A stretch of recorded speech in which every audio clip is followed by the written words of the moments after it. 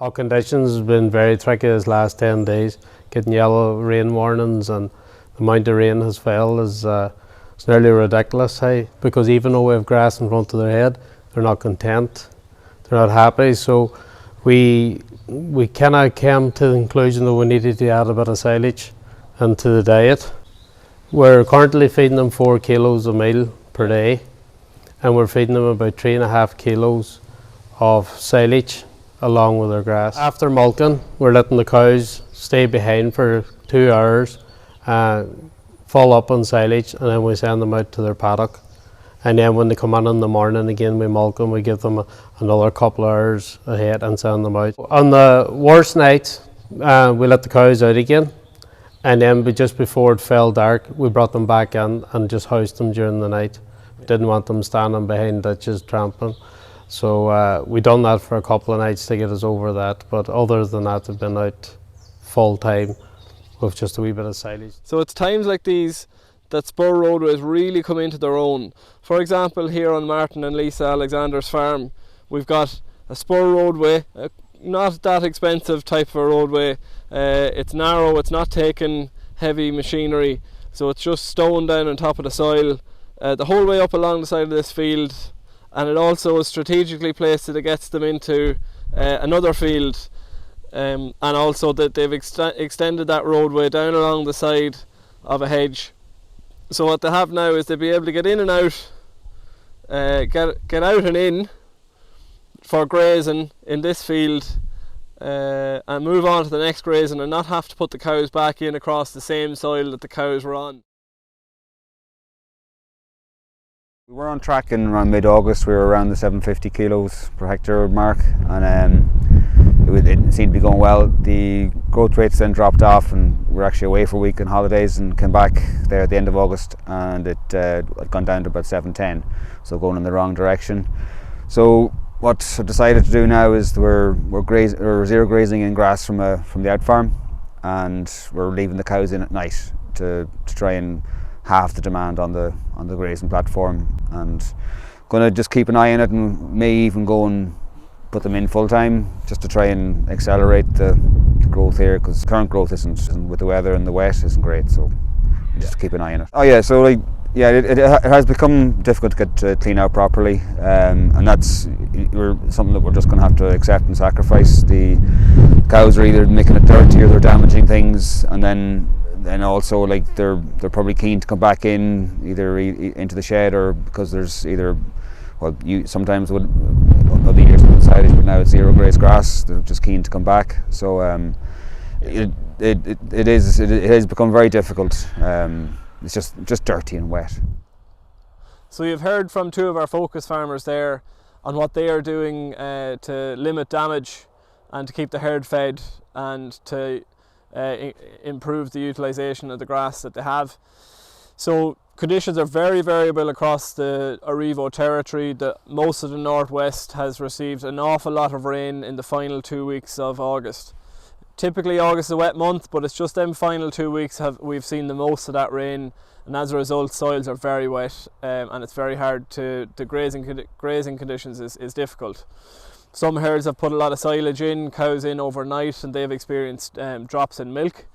So I suppose what we're looking at here is a very wet period, and that really supports the messages that have been coming from the Aurivo joint programme over the last number of years in terms of continue to invest in spur roadways to improve your ability to get out onto the land and off the land, and also in terms of improving the quality of your silage, because it's very frequent over the last number of years that silage is going into milking cows, and that needs to be very good quality. So this just supports them ideas, and we need to continue to do them over the next number of years.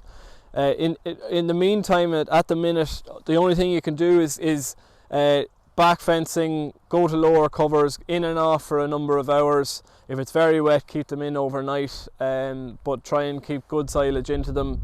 But just don't eat all of your best silage now and be left with poor quality silage next March.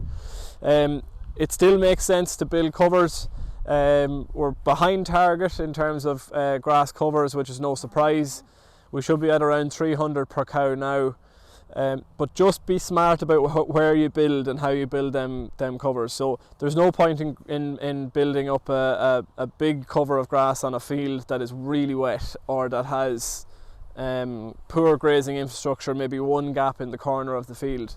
But there's a lot of sense in building up covers on fields that are slightly drier and have good access points and roadways along one or two ends. So be smart about and sensible about where you build up them covers. We should be on a 30-day round for September and a 30-day round for October, to keep it simple. Heifers on farms are under pressure, 0 to 1 heifers or heifer calves, heifer weanlings, whatever you call them. They are under pressure on a lot of farms. I've seen bunches in the last number of weeks that have gone backwards. Our advice from the Aurivo Joint Programme is weigh them, stick the weights into ICBF, look at the heifer weight profile, and if they're behind target it'll come up red. They're the ones that need extra attention.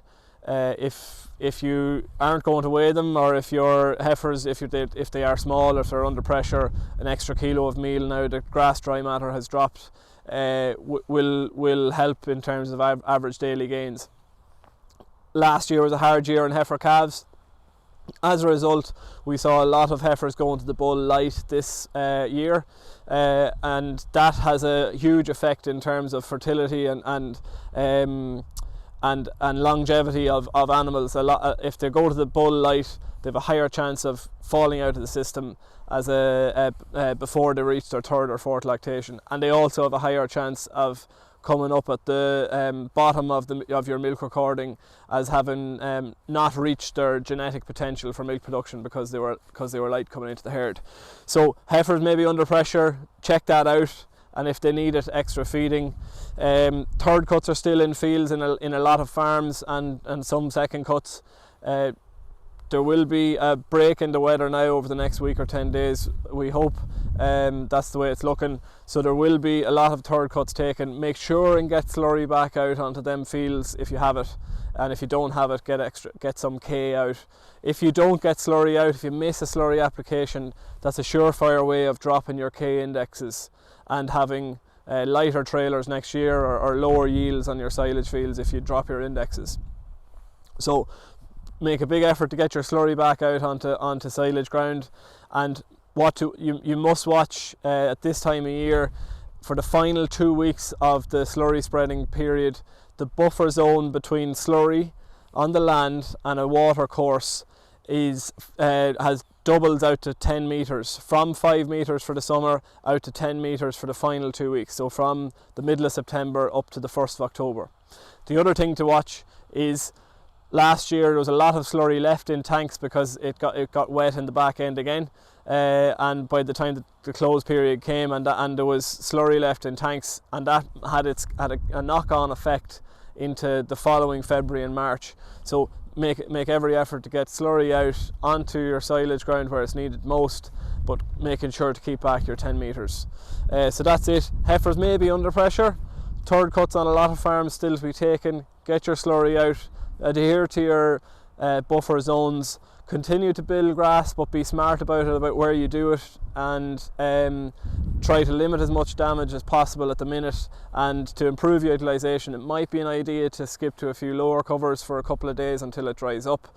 And be careful about the silage that goes in, because that can and has hit milk production in the region by a couple of litres on some farms. So be careful about what goes in. So that's it from the Aurivo Joint Programme. It's difficult the last couple of weeks, but hopefully it's getting better now over the next few weeks, and best of luck and safe farming.